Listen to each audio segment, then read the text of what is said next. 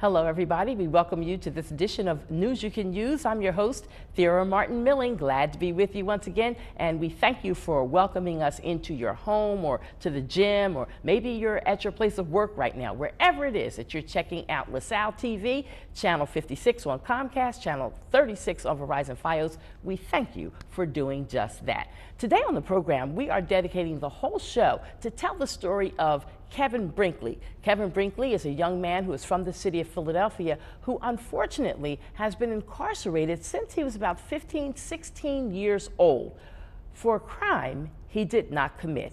In a moment, we'll share a revisit of that story and an update. Stay with us.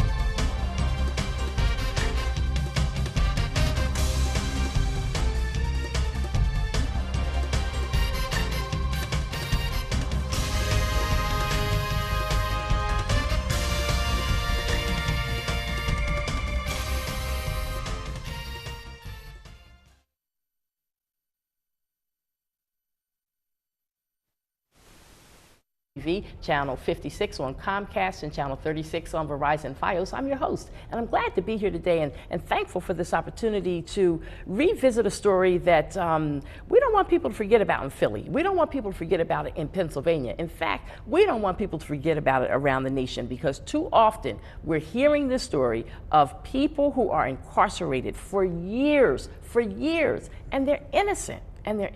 So Greg, thank you for coming. Brother James, thank you for being here as well. The same family, the Brinkley family.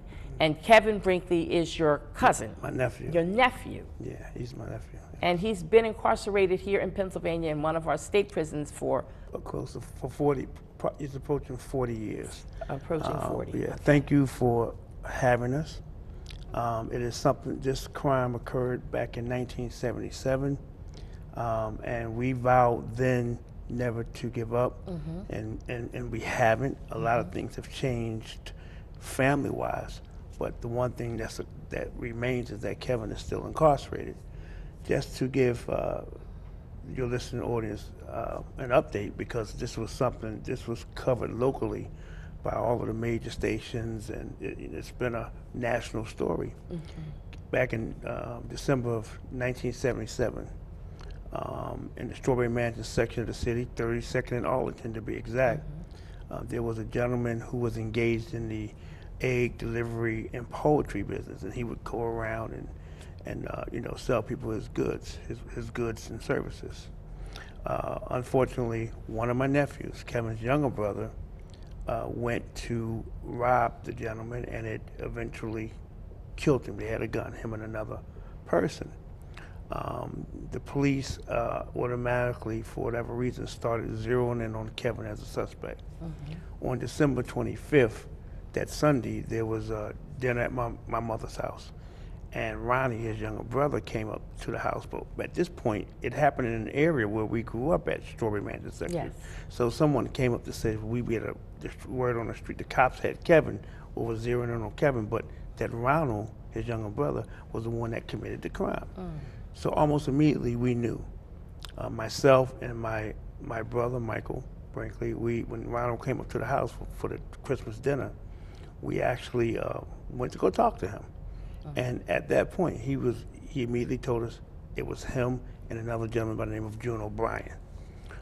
We immediately told my sister, his mother, and within the month's time, within a relatively short, almost immediate period, the mother took Ronald down to the police to let them know that they had the wrong one, because Kevin had also started hearing, and he told his mother, I had nothing to do with it, it was Ronnie.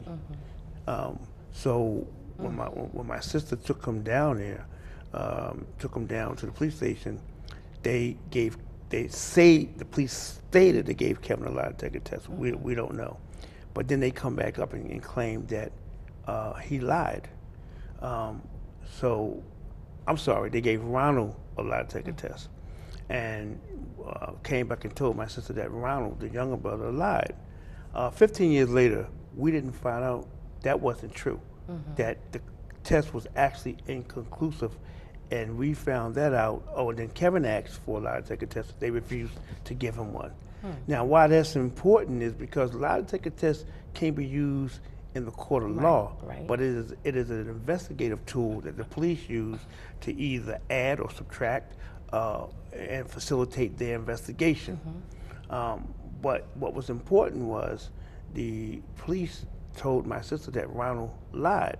Well, as we gathered more evidence, myself and his sister Ramona and other family members, because we have a large family, and we've had rallies. We're supporting because we know that Kevin is innocent. You never stop pushing. That's the thing that's so amazing. From 1977 until this year, 2017, the Brinkley family and all of your other surrounding family members have not let this just go under. Because here's the thing, like I say, what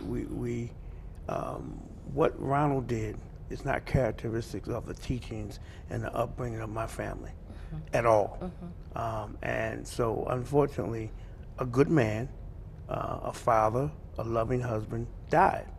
Okay, we don't like that. We don't uphold that. But then you turn around and lock up a brother who, since 1977, the brother has confessed under oath. The other gentleman, June O'Brien, has come forth and confessed his role, and even said that it wasn't Kevin. It wasn't Kevin. June O'Brien's brother. His brother was in the room when Ronald and June, his brother, planned the robbery. So they saw the gun. We found witnesses in addition to myself, my brother, people that place where Kevin was at the time. Many of these people are dead, are deceased. My sister Dolores, whose house Kevin was at, his cousin who lived there. All of them saw Kevin in the bed. Not at the scene of the crime. Not at the scene of the crime. Then we discovered that there's a young lady by the name of Antoinette Miller. I can mention these people because these people are, as a matter of record, who was at the scene, who saw the gun and saw them go into the truck. Now, how you know this young lady was telling the truth? She described the gun. It was a Derringer, or a model of Derringer. Unless you're a gun expert, you don't know that. She described that gun to the T. There was about 3 or 4 other, Wilbert Alexander. There was, I can't remember the other gentleman's name, but it was about 3 or 4 other people that was there on the scene. But here's the most important part. There were 2 people that testified and they convicted Kevin on. Because the district attorney claimed this was a family scheme. And who was the district attorney at the time? His name was Gerald Dugan. But he was assistant DA, the prosecutor. The actual DA was Ed Rendell. And I'll elaborate on that in a minute, what our concerns are on where we believe why Kevin's still in jail and why we believe that this is political more than it is evidence. He claimed this was a family scheme. And when the court case came, he elicited from my sister on what happened when my sister took Ronald down. What he did was he said that he had my sister say that the police said that Ronnie lied, when in fact the police said it, but Ronnie never did lie, because some years later, 15 years later to be exact, we found out the results of the test wasn't conclusive. And this was done because Channel 6 AM Philadelphia and an investigative reporter, Henry Goldman, for the Enquirer, they both did investigations of the case.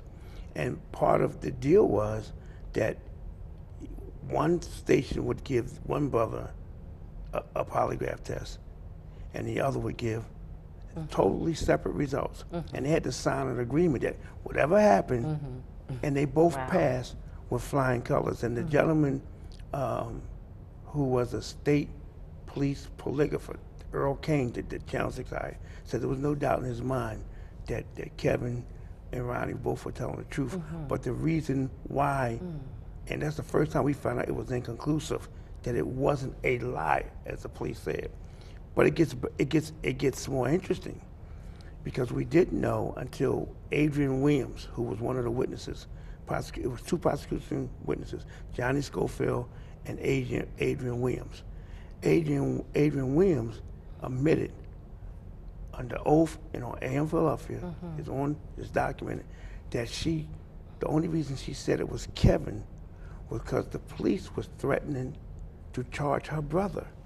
That's what she said out of her own words. Wow. And what's interesting here is the DA, the police, have not even opened an investigation to address those dig claims. a little bit deeper. In fact, when this was brought at this time, when it came up, when it came to light, District Attorney Lynn Abraham was in office.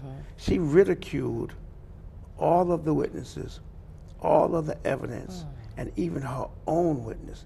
Not to mention, we had an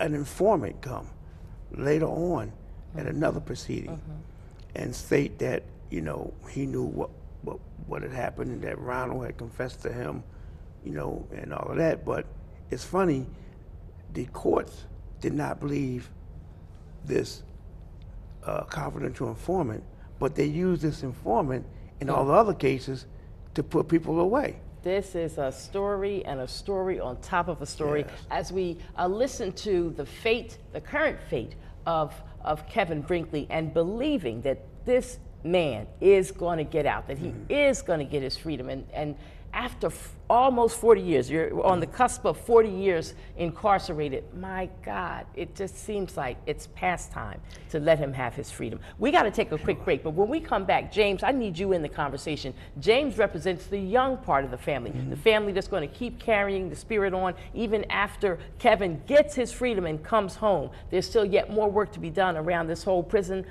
subject, and people who are incarcerated who shouldn't be locked up, who are innocent and have proof that they're innocent. It's mind-boggling to me. We'll be back in just a moment. Please stay with us. Thank you.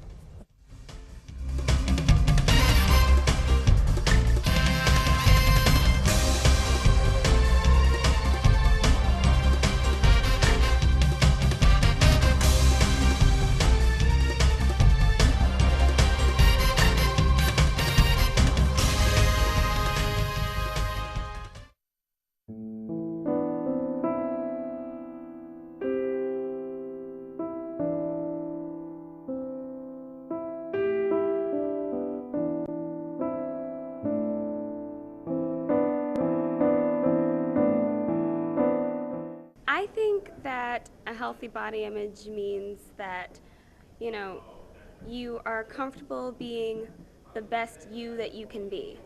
I think it's also part of the mental mind and how a person feels that they're perceived, because if they're confident, it's going to show in the way they act, how they dress. If you're happy with how you look, you're comfortable, that means you're happy and you're healthy. My ideal body image would be one where someone's healthy and happy. If you or someone you know is struggling to maintain a healthy body image, visit the National Eating Disorder Association's website at www.nedawareness.org. Hey, what's up? Listen, I am beyond drunk and I am so hungry. You wanna go get something to eat? Yeah, I only had like 2 drinks. Okay, perfect. Okay, yeah, meet me outside my house in like 5 minutes. Yeah, I'll meet you at your house. Okay.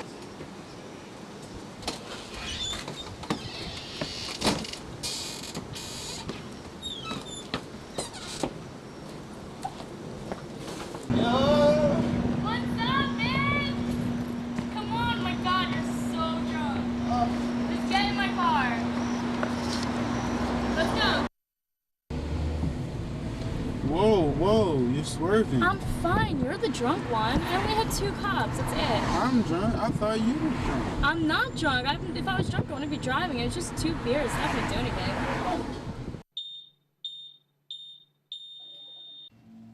Today, a new creature walks among us, terrorizing innocent citizens. Until this threat can be contained, we must all be on the lookout for the dreaded digital deadwalkers. Dude, they're not looking out for you. Engage! A public service safety message from the American Academy of Orthopedic Surgeons, who want to keep everyone well connected with strong, healthy bones. What's up? Eddie Dunn here, host of LaSalle's favorite TV game show, Q&A. I'm here to tell you to keep watching LaSalle TV. It's on 24 hours a day, every day. You know what else is on 24 hours a day, every day? Nothing. Well, maybe some things, but nothing that's as important as LaSalle TV. So keep watching, or else.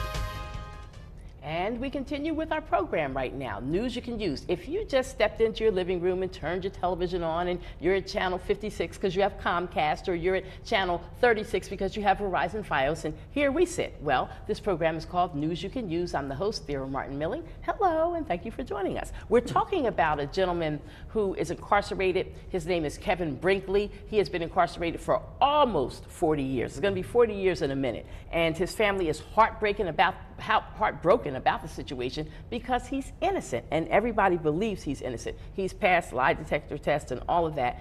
Other people have stepped up and said, I'm the guilty one over here.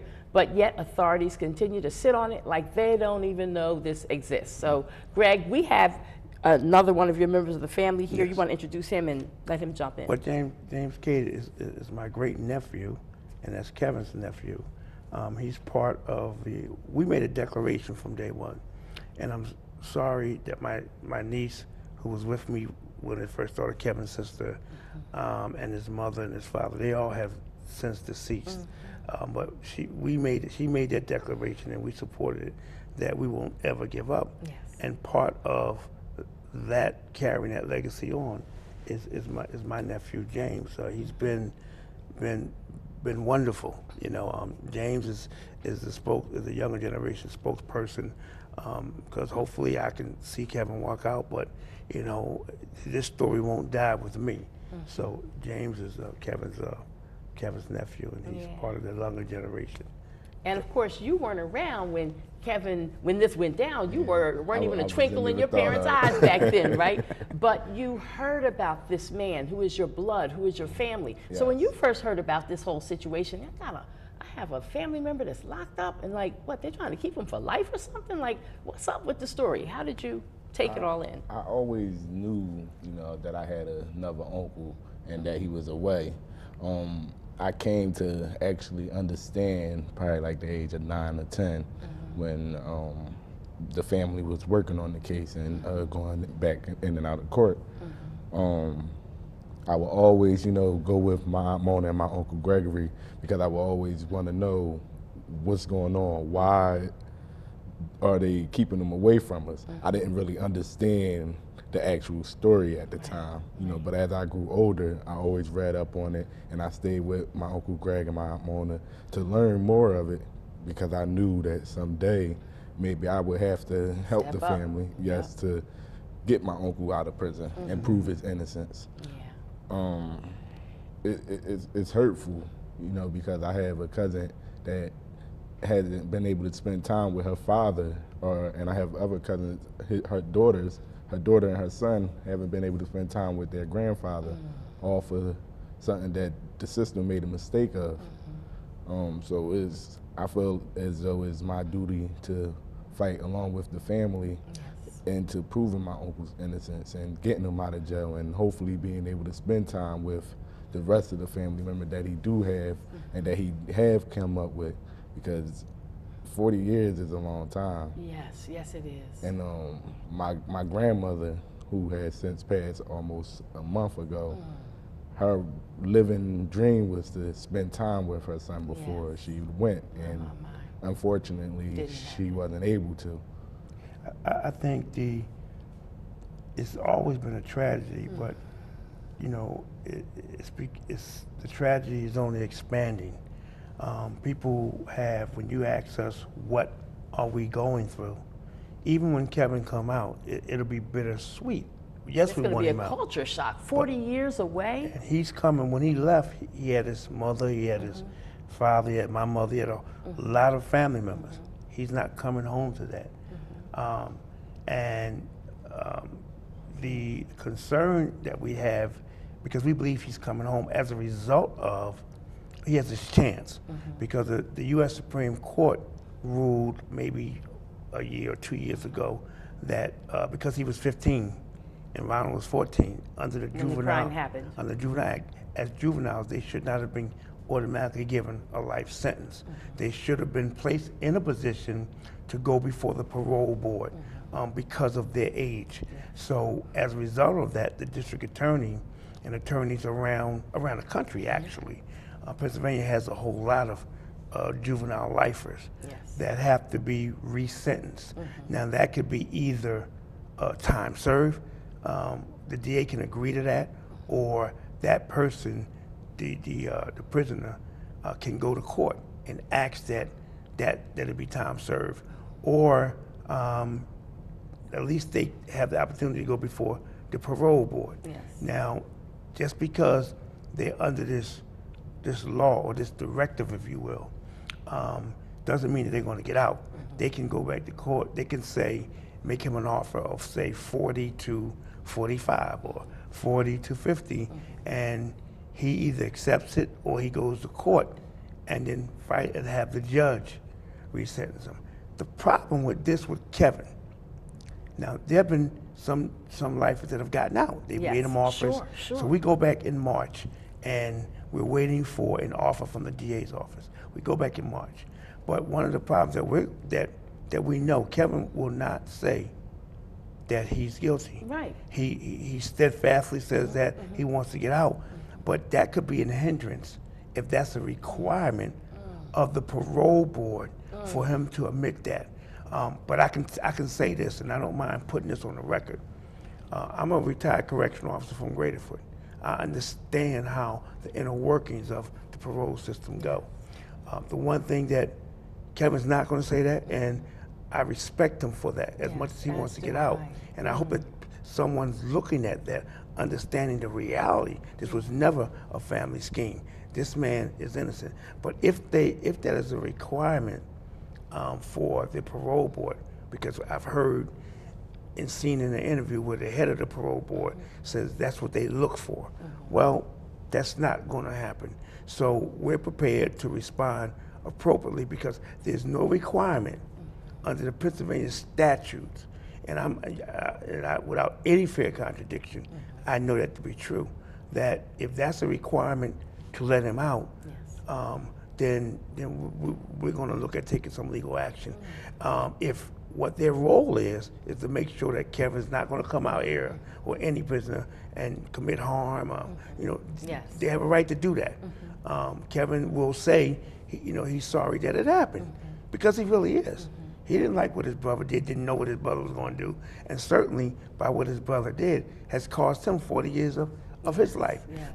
He's not looking to come out and hurt anybody, but so that's not going to happen. So if that's a requirement, and that's what then we'll address that when need be. But we have some work to do as a family. We're hopeful that he will finally get out.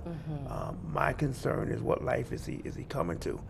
The interesting thing is his mother was getting hope that he was going to be out before she passed. And little things like what is she going to cook? These were the major concerns that made her excited and concerned. Little things that we might take for granted, because we've been living every day. Right. This is new to Kevin. He just had a daughter, so he never got a chance to see his daughter grow up. He's got 2 grandchildren. Fortunately, one is studying to be an attorney, and the other one is studying to be a doctor. So in that regard, we look for the hope and the good things that he'll be able to embrace. But the journey has been a long one, but we are preparing for another phase of that. But when he gets out, we're still fighting, and it's my understanding, because the DA, we're calling on the district attorney to Seth Williams to allow the evidence that we present out, I'm talking to you about, was never heard by a jury. We want the DA to join with us, and at least we're not even calling for his release. Let's take it to another jury to hear all this evidence we got, and I'll bet my right arm he'll get found not guilty. But the problem with that is, here's the politics of the law, and I understand it working in the system. I've seen people get out for less evidence than what we have. Sure. I mean, we have all kinds of evidence. It's crazy. Listen, I know that our viewing audience is going to want to stay updated on this case, and we're imagining that the local papers, the Inquirer, the Daily News, Philadelphia Tribune, the Sunday Sun, the Scoop USA, the Neighborhood Leader, the Public Record, these other wonderful community newspapers are going to tell this story. I'm praying that they're going to tell the story, but I know that you, the family, is going to keep telling the story, and we can check it out on Facebook, right? Yes, Justice for Kevin Brinkley. Justice for Kevin Brinkley. Yes, that's how we can find you on Facebook. Yes. Is there an email address or something you can put out there if people want to know if they can write letters of support? freekevinbrinkley@gmail.com. Say it again? freekevinbrinkley@gmail.com. All right. Thank you for being the youth spokesman for the family, and thank you, Brother Brinkley, for all that you do with your leadership with the Abbotsford Community Homes, leadership over there with the Tenants Organization, the wonderful community festival you do at the end of every summer to uplift the children and everybody who lives here, the big reunion with the Abbotsford community, and just all that you've done over the years. So thank you. Thank you for and having us. hold on to the Thank you faith, for man. having us. Get Kevin Brinkley out. Thank you. Free Kevin Thank you. Brinkley. Yes. I want to thank everybody for checking us out on this edition of News You Can Use, and you can also watch the program that we do on radio at 900 AM, WURD.com, and we Facebook Live our radio program every morning at 6 to 7 AM, Mondays through Fridays, and you can go to Facebook, Thera Milling, and you'll find me on there, okay? And keep checking out all the great programs here at LaSalle TV. We've got outstanding students in communication that are going to be superstars real soon, so keep on supporting LaSalle TV. That's it for me. I'm out of here. Remember, everybody, life is fragile. Handle it with prayer.